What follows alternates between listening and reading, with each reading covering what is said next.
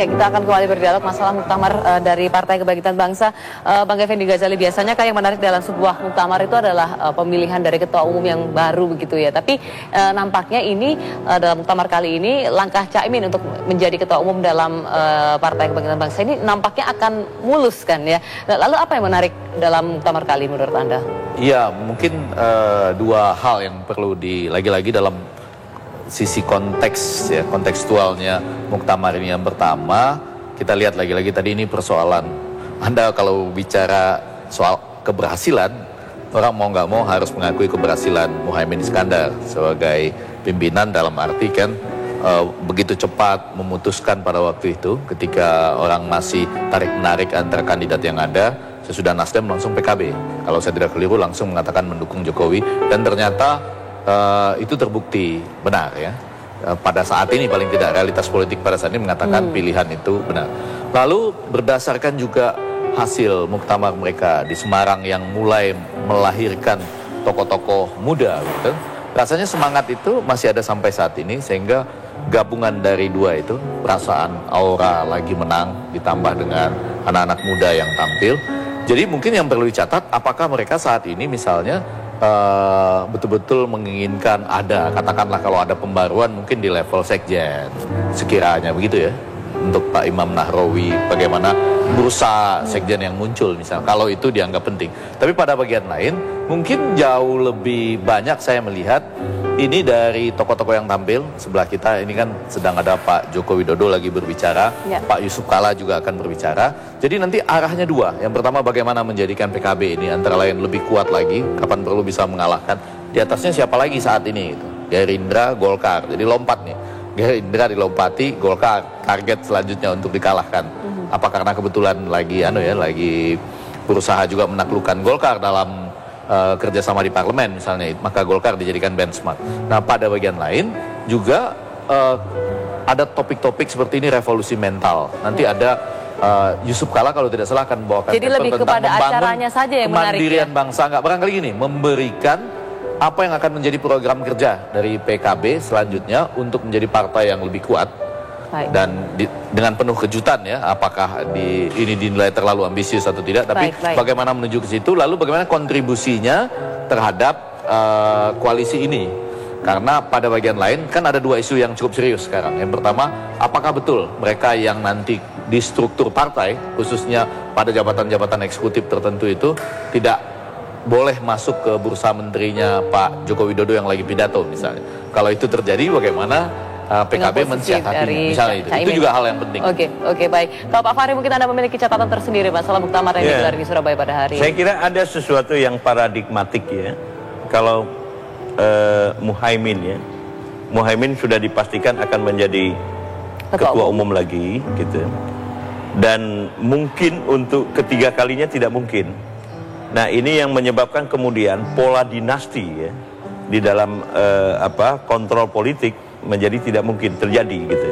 Sebab Muhaimin masih muda gitu. Dan memang tadi seperti Ghazali bilang, semuanya itu masih muda gitu. Ini adalah ciri khas dari PKB gitu.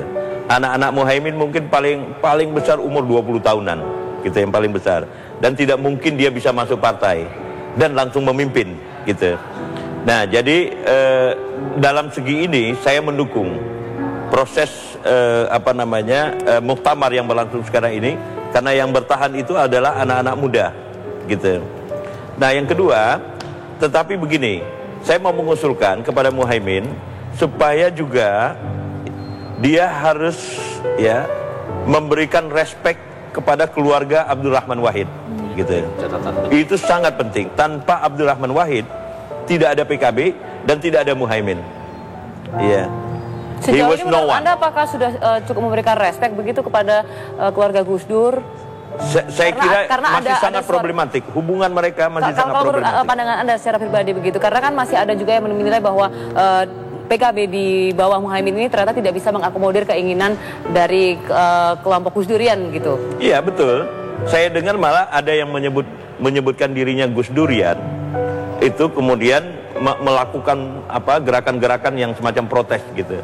Tetapi lepas dari persoalan itu ya, lepas apakah diterima atau tidak diterima oleh keluarga Kiai Abdurrahman Wahid, tapi dia harus melakukan sesuatu untuk menunjukkan itulah santri, gitu, the real santri. Oke, baik. Santri itu respect kepada orang tua, respect kepada guru, respect kepada kiai dan seterusnya, gitu. Jadi jangan merasa menang sendiri, sebab dia nanti akan dibalas seperti itu juga oleh yang lain, gitu. Baik. Nah, ini kalau yang menurut sangat Anda penting. juga Pak Fahri, dengan akan terpilihnya, nampaknya juga begitu ya, akan terpilih kembali sebagai ketua umum dari PKB, sebetulnya ini terjadi karena memang tidak ada figur lain yang cukup kuat atau cocok, atau memang secara kinerjanya Caimin ini bisa dikatakan cukup berhasil begitu, jika memang indikatornya adalah kinerja beliau di kementerian, kemudian juga perolehan suara PKB di Pileg kemarin yang 9% sekian tersebut. Iya, saya kira dua-duanya benar, gitu. Artinya gabungan dari kedua-duanya, dari pertanyaan Anda itu. Tidak ada orang, gitu. Memang tidak ada orang kecuali Muhaimin, gitu. Lalu yang kedua, kinerjanya itu bukan kinerja di departemen. Saya tidak tahu departemen itu berhasil atau tidak, TKI segala macam itu beres atau tidak. Masih ada pertanyaan begitu ya kinerja di situ ya.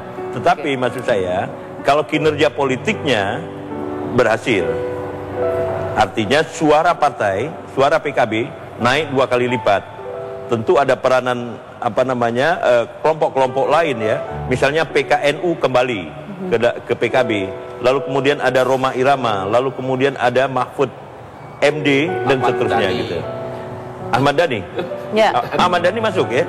Iya. Jadi banyak faktor, tetapi semuanya itu dimanage dengan baik oleh Muhaimin gitu. Jadi ya untuk anak muda saya kira begitu, karena saya sendiri merasa tidak mampu memimpin partai politik dan saya lihat itu sebuah prestasi yang bagus gitu. Oke. Nah, kembali masalah NU begitu ya Pak Fahri. Tadi kan Anda juga sudah sempat membahas bahwa memang masih ada kelompok-kelompok di NU yang merasa tidak terwakili begitu dari PKB yang ada saat ini. Dan kalau dengan bertahannya anak-anak muda yang ada di Partai Kebangkitan Bangsa saat ini, kedepannya bagaimana kemudian suara dari warga NU yang hingga saat ini mungkin tidak terwadahi di PKB ini? Ya. Mereka akan semakin jauh atau bagaimana kira-kira? Ya, sebenarnya begini, ini juga sebuah pemandangan yang menarik ya. Saya tidak tahu apa Anda bisa menyebut ini semacam revolusi budaya di kalangan NU ya. Anda bayangkan Khofifah itu bisa tampil menjadi calon pemimpin gitu. Yang dulu kalangan santri itu tidak menganggap perempuan itu adalah terkemuka gitu. Lalu yang kedua, orientasinya adalah orientasi kepada orang tua gitu. Itu di dalam masyarakat NU. Tetapi kita lihat di barisan partai PKB itu justru anak-anak muda yang tampil gitu dan mendapatkan dukungan cukup besar dari masyarakat NU gitu. Nah, jadi maksud saya sekarang ini agak susah kita mendefinisikan bagaimana sebenarnya persepsi politik. Apakah begini? Apakah mereka warga NU akan menyerahkan politik kepada anak muda tetapi tetap memegang kontrol agamanya pada orang tua? Gitu. Jadi ada semacam division of labor di antara mereka. Tetapi apapun juga ini kita lihat sebuah perubahan yang radikal. Saya mengamati NU itu saya kira sejak tahun 1980-an sampai sekarang dan baru melihat yang sekarang ini perkembangan yang menarik gitu. Baik. Bang Egy, mungkin Anda memiliki catatan tersendiri masalah sepak terjang PKB di bawah Muhaimin Iskandar. Kalau soal NU perkembangan sekarang pasti Bang Fahri Ali lah ya yang sudah mencoba menyampaikannya tadi. Tapi pada bagian lain, lagi-lagi muktamar di Semarang yang melahirkan anak-anak muda itu sesuatu yang pantas menjadi catatan. Lalu memang sebetulnya ada beberapa hal yang problematik dan belum terselesaikan tadi. Tetapi dalam perjalanan sejarahnya kira-kira momentum itu kembali kepada Muhaimin. Misalnya dari keluarga Gus Dur atau teman-teman dekatnya yang berusaha mendirikan partai ternyata juga tidak terlalu berhasil. Jadi kan ini karena, mohon maaf nih, kegagalan di sisi sini memberikan momentum lagi kepada Muhaimin. Lalu yang ketiga yang perlu dicatat juga, Muhaimin ini sebetulnya belajar komunikasi politik dengan cukup baik juga. Dia sama-sama dengan kita di Universitas Indonesia untuk masternya. Jadi dia tahu persis misalnya kapan waktunya seperti harus melakukan semacam bargaining position, tapi kapan pada waktunya memendam saja persoalan itu. Ya, jadi seperti itu ya, kan tidak terlalu tampil frontal kan pada saat-saat tertentu. Tapi kadangkala ketika dibutuhkan bertarung di pengadilan, bertarung di mana tuh dia tampil juga gitu. Baik. Tapi, jadi dia baca betul. Tidakkah ini akhirnya menjadikan PKB sebagai, mohon maaf saya harus mengatakan partai follower saja, tidak ada kebijakan yang begitu kontras begitu dengan isu-isu yang ada. Misalnya di parlemen juga mengikuti saja keputusan yang ada, kemudian di pemerintah juga say yes dengan SBY. Itu betul sekali, pertanyaan ini betul sekali untuk mengantarkan kita pada poin yang keempat, yaitu momentum. Dalam arti khususnya di pemilu 2014 ini, dalam konteks yang lebih detail lagi adalah pemilu legislatif, ini kita mula-mula agak sulit menjelaskan kenapa partai yang lebih banyak ngikut saja, follower saja, tiba-tiba memperoleh suara 2 kali lipat.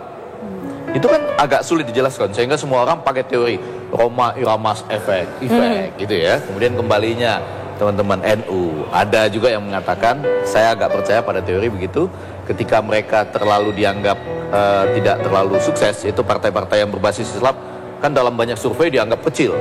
Mereka kembali bersatu dan tinggal memilih kepada siapa mereka kembali.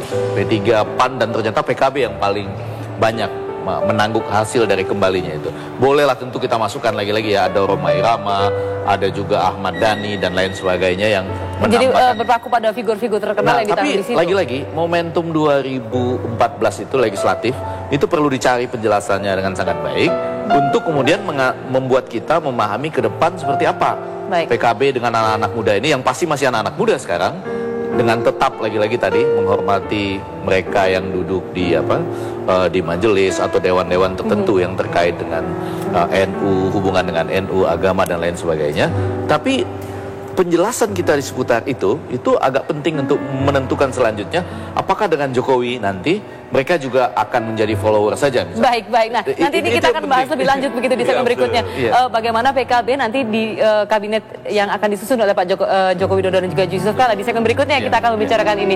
Pemirsa, tetaplah bersama kami di Apa Kabar Indonesia Malam.